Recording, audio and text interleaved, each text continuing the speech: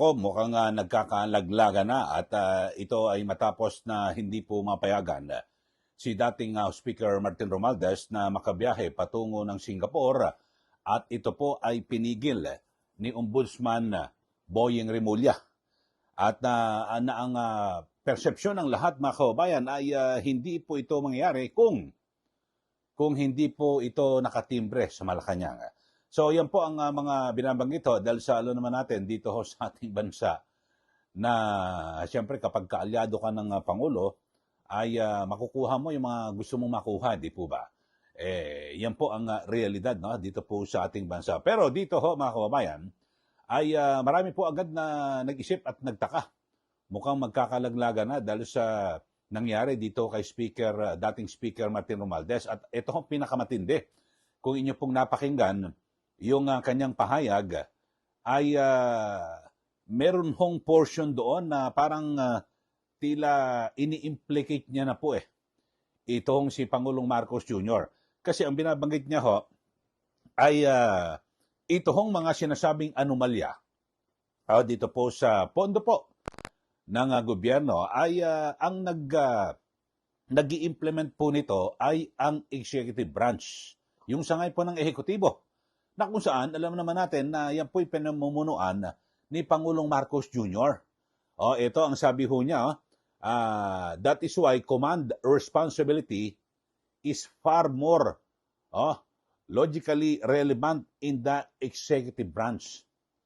Where there is actual supervision, sabi niya operational control and implementation on the ground done in a collegial legislative body whose constitutional role is deliberation and appropriation. Yan po ang ilan sa mga binabanggit ni dating Speaker Romualdez na kung saan ay parang pinariringgan niya na. Kami sa ehekutibo, sa Kongreso, ang party lang namin dyan, di ba, yung sa deliberasyon, ipinasa ang batas, pero yung implementasyon mismo, yung actual na pagpapatupad dito po sa budget, yung pambansang budget ng ating gobyerno, ay ang sangay ng ehekutibo. At alam naman natin, di ba, base sa mga report na talagang yung pera po, yung sa pambansang budget, ay nailihis po sa mga unprogrammed, di ba, na pondo. Tapos, ang binabanggit rito, kapag hindi po inaprubahan ng Pangulo, ay hindi po marirelease ang pondo. Karamihan ng mga pondo na galing po sa flood control project ay galing po sa unprogrammed funds ng national budget. So yan po kasi ang sistema dyan, DBM, pero ang DBM hindi kikilos basta walang go signal mula po sa Pangulo. So ganyan po, binabanggit rito ni Romualdez na parang nagpaparamdam na siya. At kasi dito lumilitaw talagang ang sinasabi niya nasa ehekutibo sila ang nag-i-implement ng mga batas na yan tungkol po sa, 'di ba, sa budget. Yun So, yun po ang ilan sa mga binabanggit ni Speaker Romualdez. Hindi ko na ibibigay yung buo, yung kanyang mga naging pahayag.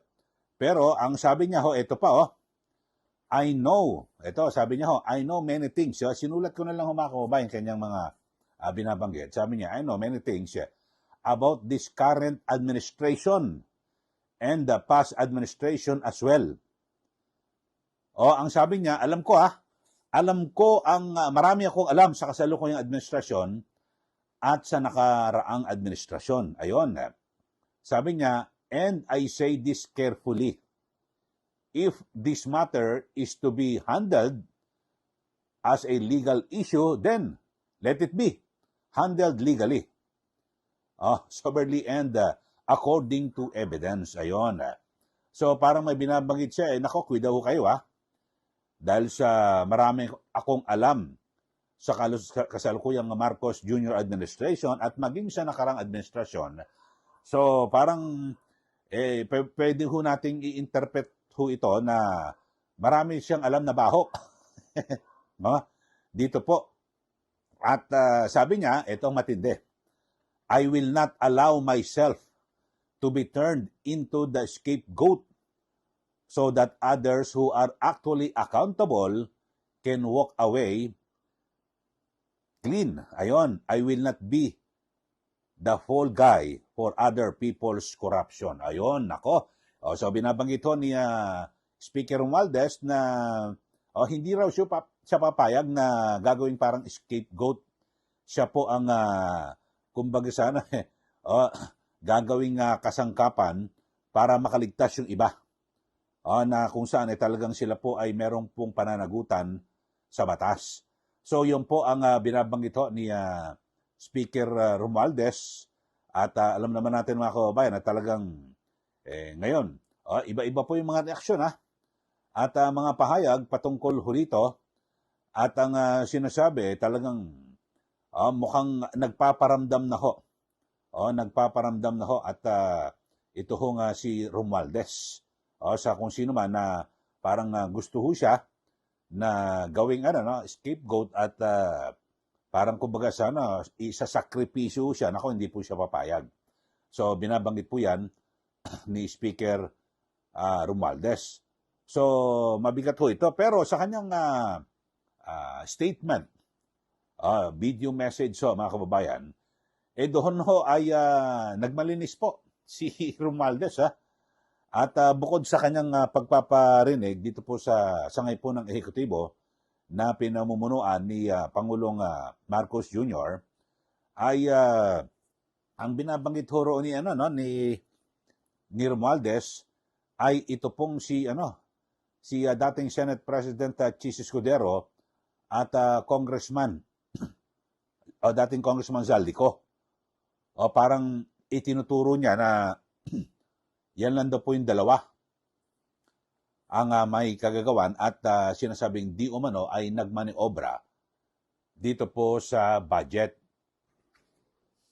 At ayon po kay Romualdez ay hindi raw po siya bahagi ng Bicameral Conference Committee o BICAM at ng sinasabing Small Committee Budget Deliberation. So ang nag-usap lang daw ho itong si dating Nanooy Senate President Chis Escudero at ito pong si Zaldico. Pero hindi ho ito pwede na gawing alibay ni Romualdez. Bakit ho? Siya pong speaker Kasi kung halimbawa, sabihin natin si Escudero at Zaldico ang nag-usap.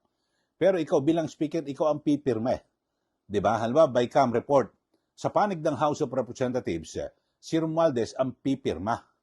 Bakit mo naman pipirmahan kung meron kang hindi sinasang-ayunan doon at wala kang alam dito sa pag-budget na ito. So lumilitaw hugas kamay din.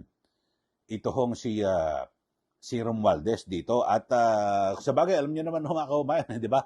Kapag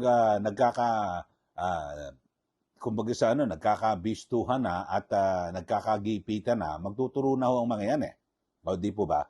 Parang ganito po ang binabanggit ni Romualdez. Sabi niya two people were instrumental in making those budget decisions. Chis Escudero and Zaldico. Sabi niya, I was not a part of the BICAM and the Small Committee Budget Deliberations. Sige, okay na ho yan. Tanggapin natin na hindi siya bahagi ng BICAM, pero bakit mo pinirmahan? Kasi pag inaprubahan ng Senate, pipirma ng Senate President at ng House of Representatives yung Speaker. So bakit mo pinirmahan? At hindi mo alam na kung ano na pag-usapan dyan sa BICAM at Small Committee.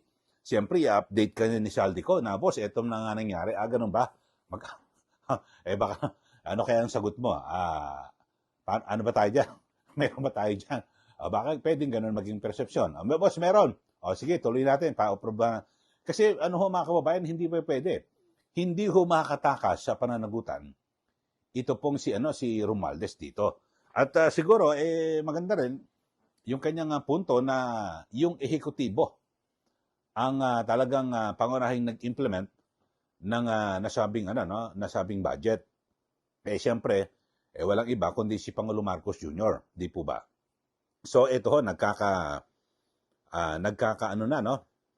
sabi natin, baka magkalaglagan na ito. Dire-diretso ho ito, mga kababayan. Kasi alam nyo, pag mga ganito, magkakalaglagan, siyempre, ano yan eh, parang kumbaga sa ano, domino effect eh. Yung isa bumagsak, lahat ng mga katabi kasama, dire-diretso babagsak na po lahat yan. Ganyan po ang mangyayari dito po. So, ito mukhang hindi lang po ito simpleng issue ho. At siyempre sabi nga ho ni matagal daw po siya nanahimik eh. Itong si Romualdez at ngayon lang ho siya nagsalita. Siguro naramdaman niya na yung kanyang ako nang napapanood ko yung kanyang video message ay ramdam ko yung kanyang yung bigat sa kanyang kalooban na noon ho mga kababayan, talagang alam niyo ho dito talaga no. Kumbaga sa weather lang ho talaga no. Nung mga unang taon ng Marcos Jr. administration, nang siya po ay speaker, di ba, nakatatlong taon siya, talagang yung talagang iba ho iba yung dating siga ho, talagang kinikilala ho mga kababayan, di ba? At lahat po ng mga kongresista halos lumuhod at halikan yung kanyang paa, di po ba? Ganun ho, talagang kita niyo naman sa mga nakarang kampanya yang sila Luistro, kung sino-sino pa mga congressman na talagang ipinagmamalaki nila na si Speaker Martin Romualdez. Yung kanyang ipinamimigay na mga ayuda, yung mga akap na yan, tupad, etc. Yan, galing yan sa pagsisikap ni Romualdez. Pero ngayon unti-unti ho na siyang naiiwanan pinababayaan. So, yun mga kababayan. So, lumalabas na matapos umano siyang hindi payagan. Siyempre, yung pagbiyahe, alam naman natin. Although ako sa pagkakaalam ko, korte lang pwedeng pumigil pero meron ding kung siya po'y nasa ilalim ng investigasyon ng ombudsman, yun. Nasa jurisdiction na siya ng ombudsman, so hindi siya pinayagan. So masakla po ito. At isang malaking kahiyan at sampal, di ba, kay Speaker Romualdez kasi sinabihan pa siya ni Ombudsman Boying Rimulya, dahil magagaling na doktor dito dito ka na lang magpagamot, diyan sa St. Luke's. Pupunta ka pa ng Singapore kasi sabi ho kasi doon siya nagpa-opera na angioplasty pala, no, si dating Speaker Romualdez. So doon siya magpapa-check up. Follow up po sa kanyang doktor pero hindi na po siya pinayagan. Baka naman nakatunog itong sina Ombudsman Rimulya. Nako, baka tatakas na ito. Na magkunwari magpapa-check up. Parang si Saldico, di ba? Pumunta sa Amerika, magpapa-check up. Pero ilang buwan na, di na umuwi. Nagdire-diretso na mga kababayan. Ito, sinampahan na siya ng kasong plunder sa Sandigan Bayan at kapag lumabas po, yung yung warrant, wala kulong to, non-bailable. Wala hong piyansa sa kulong po itong si Romualdez at maging si Escudero. So dito mga kababayan ay sabi niya, sunod-sunod yung paggalaw sa loob po ng gobyerno. May mga, ang matindi ho nito mga kababayan, di ba? Nag-resign si bilang National Security Advisor si Eduardo Año. Tapos yung sa peace process, si Galvez nag-resign din.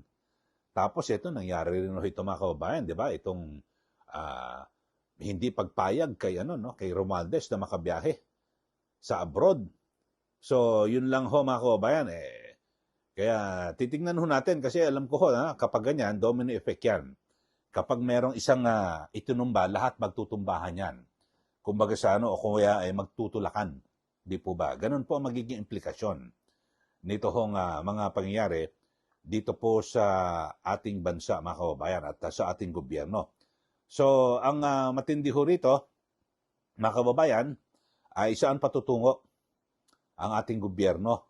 Ito po ay sa gitna ng napakarami ho na mga problema na kinakaharap ng mga Pilipino ngayon. Siyempre, di ba, yung mataas na presyo po ng bilihin. Ito, bagamat nagkaroon po ng rollback sa presyo po ng produktong petrolyo, pero nako, grabe ho itong hirap na ito.